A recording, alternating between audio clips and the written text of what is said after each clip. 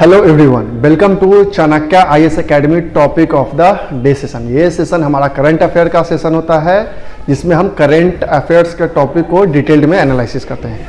आज का हमारा जो पहला टॉपिक है, this is related with ban on wheat export. Recently government of India जो बैन किया था व्हीट के एक्सपोर्ट को, उसको फिर से कंसिडर कर रही है, उस पर विचार कर रही है कि उस बैन को हटा दिया जाए। बहुत सारे ऐसे कारण हैं जिसके कारण से मई 2022 में गवर्नमेंट ऑफ इंडिया ने ये डिसीजन लिया था कि व्हीट के एक्सपोर्ट को बैन कर दिया जाए, बट अब रिसेंटली वो कंसिडर कर रही है इस जो बैन हुआ था उसको लिफ्ट करने से, उसको हटाने से। अब ये कंसिडर किया गया है कि बैन को, जो व्हीट का बैन था उसे खत्म कर दिया जाए। ये गवर्नमेंट विचार कर रही है। जो नेशनल फूड सिक्योरिटी एक्ट है, एनएफएसए एक्ट 2013 का जो स्टेटस है, उसके करंट सप्लाई को देखते हुए, डिस्ट्रीब्यूशन चेन को देखते हुए गवर्नमेंट ये विचार कर रही है कि अब इस बैन को रिमूव कर देना चाहिए। ऐसे बहुत सारे कारण हैं जिसके कारण ये बैन किया गया था मई 2022 में। इसमें था कि प्रोडक्शन कम हो रहा था, रसिया यूक्रेन वॉर के कारण भी व्हीट का जो मार्केट था वो काफ़ी ज़्यादा डाउन हो गया था। रिटेल इन्फ्लेशन, डब्ल्यूपीआई इन्फ्लेशन, ये काफ़ी ज़्यादा बढ़ गए थे। इन कारणों से गवर्नमेंट ने मई 2022 में इंटरनेशनल जो एक्सपोर्ट था व्हीट का, उसे बैन कर दिया था ताकि जो डोमेस्टिक डिमांड है उसे फुलफिल किया जा सके। बट अब विचार कर रही है गवर्नमेंट कि इस बैन को अब रिमूव किया जाए। अब चूंकि विचार इसलिए भी कर रही है क्योंकि जो प्रधानमंत्री गरीब कल्याण योजना है उसे रिसेंटली गवर्नमेंट ने डिसकंटिन्यू कर दिया क्योंकि मेजर चंक ऑफ जो व्हीट है गवर्नमेंट का, वह इस योजना के तहत वह डिस्ट्रीब्यूशन में चला जा रहा था, सब्सिडीज के रूप में वो व्हीट प्रोवाइड करते रहे थे। तो एट दैट टाइम मई 2022 का जो समय था, उस समय एक तो व्हीट का प्रोडक्शन कम था, ग्लोबल जो ट्रेड थे वो डिसरप्ट हो चुका था व्हीट का due to Russia Ukraine war, और डोमेस्टिक डिमांड भी फुलफिल करना था गवर्नमेंट को। तो चूंकि प्रोडक्शन कम हो गया था, ग्लोबल ट्रेड हाल्ट हो गया था, इस कारण से डोमेस्टिक डिमांड को फुलफिल किया जा सके और फूड सिक्योरिटी को मेंटेन किया जा सके, इसी कारण से गवर्नमेंट ने उस टाइम में व्हीट के बैन को, एक्सपोर्ट को बैन कर दिया। बट अगेन चूंकि रिसेंट में इस प्रधानमंत्री गरीब कल्याण योजना, जिसके तहत जो व्हीट का डिस्ट्रीब्यूशन होता था in the form of subsidies, उसे डिसकंटिन्यू किया गया है। तो अब मेजर चंक ऑफ व्हीट जो कि सब्सिडी के रूप में जाता था, अब वो नहीं जा रहा है। तो गवर्नमेंट अब विचार कर रही है कि फिर से इसे शुरू किया जाए, इस बैन को फिर से हटाया जाए। इस पर विचार कर रही है गवर्नमेंट।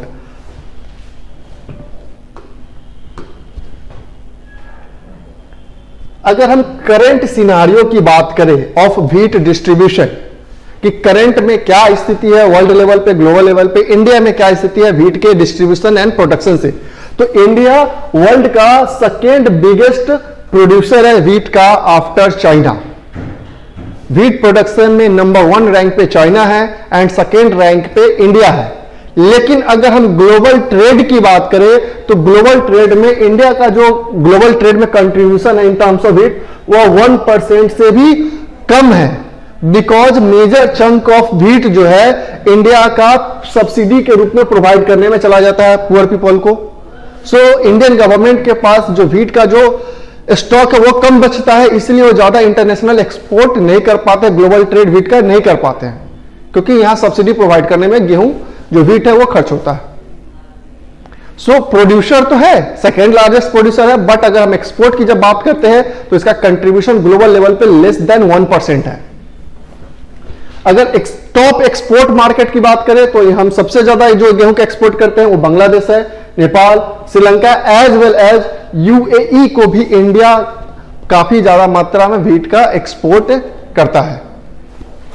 अगर हम एफसीआई के रिपोर्ट की बात करें, फूड कॉर्पोरेशन ऑफ इंडिया के रिपोर्ट की बात करें, तो पिछले 6 महीने में, लास्ट 6 मंथ में कंटिन्यू पर मंथ 2 मिलियन टन गेहूं के प्रोडक्शन में गिरावट आया है, दर्ज किया गया। जो उसका स्टॉक है उसमें 2 मिलियन टन पर मंथ डिक्रीज देखने को मिला है, गिरावट देखने को मिला है एफसीआई के रिपोर्ट के अकॉर्डिंग, कि पिछले 6 महीने में हर महीने जो स्टॉक होता है एफसीआई का, उसमें 2 मिलियन टन का गिरावट देखने को मिला है।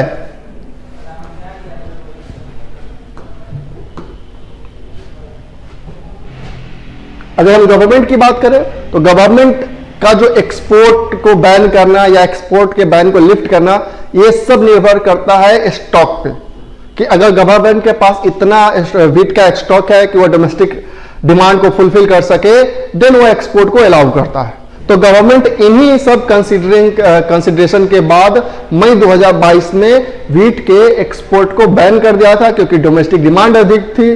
जो प्रधानमंत्री गरीब कल्याण योजना है उसके तहत उसका डिस्ट्रीब्यूशन अधिक था। इंटरनेशनल ट्रेड में प्रॉब्लम्स थे due to Russia Ukraine war. जो हीट वेव चल रहे थे इंडिया में और even most of the European countries में, जिसके कारण व्हीट का प्रोडक्शन कम हो गया था। रिटेल जो मार्केट है, जो होलसेल प्राइस मार्केट है, उसमें काफी ज्यादा इंक्रीमेंट आ गया था। इन कारणों से उस समय बैन कर दिया गया और अब विचार करिए गवर्नमेंट कि इस बैन को खत्म किया जाए।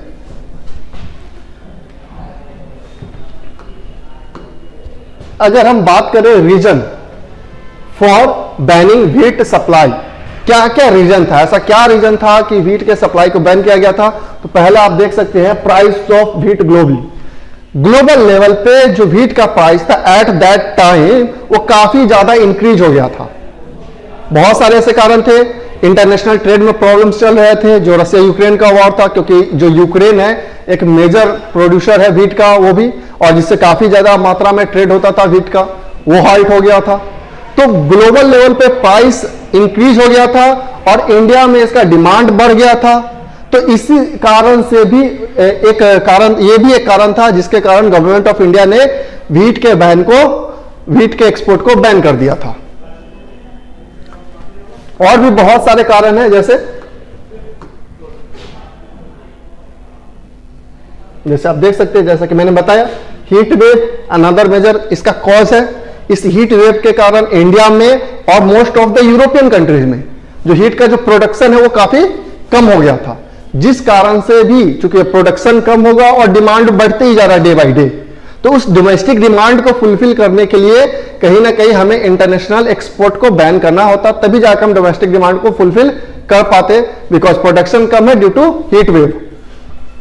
राइजिंग इन्फ्लेशन, वो चाहे WPI हो या फिर रिटेल इन्फ्लेशन हो, वो लगातार इंक्रीज हो रहा था, और जिसमें सबसे ज्यादा कंट्रीब्यूशन फूड और फ्यूल प्राइसेस का ही था।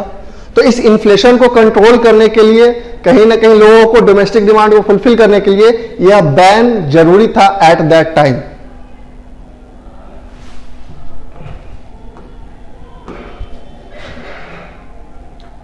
आवर नेक्स्ट टॉपिक, जो हमारा नेक्स्ट टॉपिक है वह रिलेटेड है प्रवासी भारतीय दिवस से।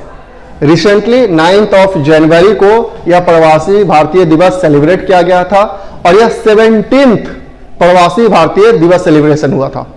इसका इनॉग्रेशन इंडियन प्राइम मिनिस्टर ने किया था इन इंदौर मध्य प्रदेश। ये जो प्रवासी भारतीय दिवस है उसका इनॉग्रेशन किया गया था। ये 17th प्रवासी भारतीय दिवस था, जिसका इनॉग्रेशन प्राइम मिनिस्टर ने इंदौर में मध्य प्रदेश में किया गया था। और इस मौके पे उन्होंने एक स्टाम्प भी रिलीज किया है विथ अ टाइटल ऑफ सुरक्षित जाए प्रशिक्षित जाए ऑन दिस ओकेजन। अब ये जो प्रवासी भारतीय दिवस है इसका मेन एम क्या है? तो यह इसलिए सेलिब्रेट किया जाता है कि जो ओवरसीज इंडियन सिटीजन है उनका बाहर रहते हुए भी उनका इंडिया के डेवलपमेंट में जो कंट्रीब्यूशन है, इसी के लिए यह सेलिब्रेट किया जाता है कि to contribution of overseas Indians community to the development of India, कि जो बाहर में भारतीय रह रहे हैं, विदेशों में भारतीय रह रहे हैं, उनका बाहर रहते हुए भी इंडिया के डेवलपमेंट में जो योगदान है, उसी के लिए यह प्रवासी भारतीय दिवस सेलिब्रेट किया जाता है। उनके कंट्रीब्यूशन को मार्क करने के लिए यह सेलिब्रेशन किया जाता है। 17 प्रवासी भारतीय दिवस था। अगर हम इसके बैकग्राउंड की बात करें कि आखिर यह कब स्टार्ट हुआ, क्यों स्टार्ट हुआ,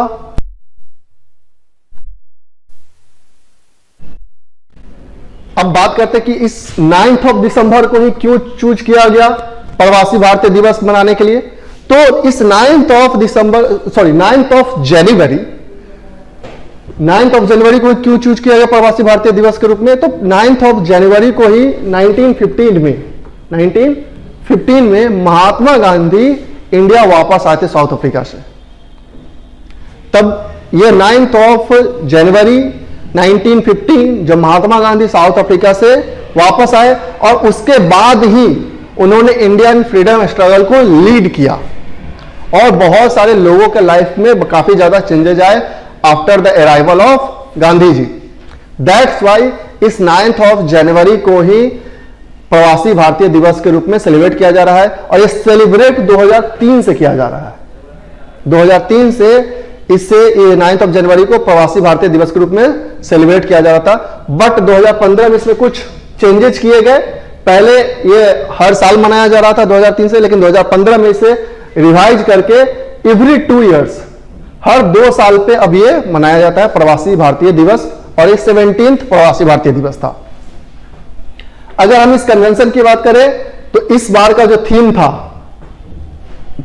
2023 प्रवासी भारतीय दिवस का जो थीम था, diaspora reliable partners for India's progress in Amrit Kaal. ये थीम बेस्ड, चूंकि ये जो प्रवासी भारतीय दिवस मनाया जाता है वो थीम बेस्ड होता है, तो ये आज का जो 2023 का जो थीम था वो था diaspora reliable partners for India's progress in Amrit Kaal. ये 2023 का थीम था प्रवासी भारतीय दिवस का।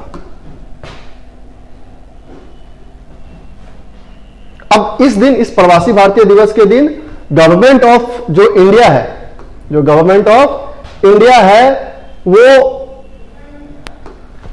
बहुत सारे अवार्ड्स भी प्रोवाइड करती हैं, प्रवासी भारतीय सम्मान अवार्ड्स भी प्रोवाइड करते हैं टू द एनआरआई और पर्सन ऑफ इंडियन ओरिजिन, और ऑर्गेनाइजेशन को भी देते हैं और इंस्टीट्यूशन को भी ये प्रोवाइड करते हैं जो एनआरआई और पीआईओ के द्वारा रन किए जा रहे हो। उनका जो कंट्रीब्यूशन है इंडिया के डेवलपमेंट में, वो बाहर रहते हुए भी इंडिया के डेवलपमेंट में जो योगदान दे रहे हैं, उसके लिए हर जब भी ये प्रवासी भारतीय दिवस मनाया जाता है उस दिन उन्हें ये सम्मान दिया जाता है कि इंडिया के कंट्रीब्यूशन में इनका क्या क्या योगदान रहा है, उससे उन्हें सम्मानित किया जाता है। इसलिए 9th ऑफ जनवरी को हम लोग प्रवासी भारतीय दिवस हर 2 साल पे मनाते हैं। 2015 तक, ये 2003 में स्टार्ट हुआ था, 2015 तक 14 तक ये हर साल मनाया जा रहा था, लेकिन 2015 में इसमें रिवीजन होकर हर 2 साल पे अब इसे मनाया जाने लगा। सो ये था अबाउट प्रवासी भारतीय दिवस। So that's all for today. Thank you.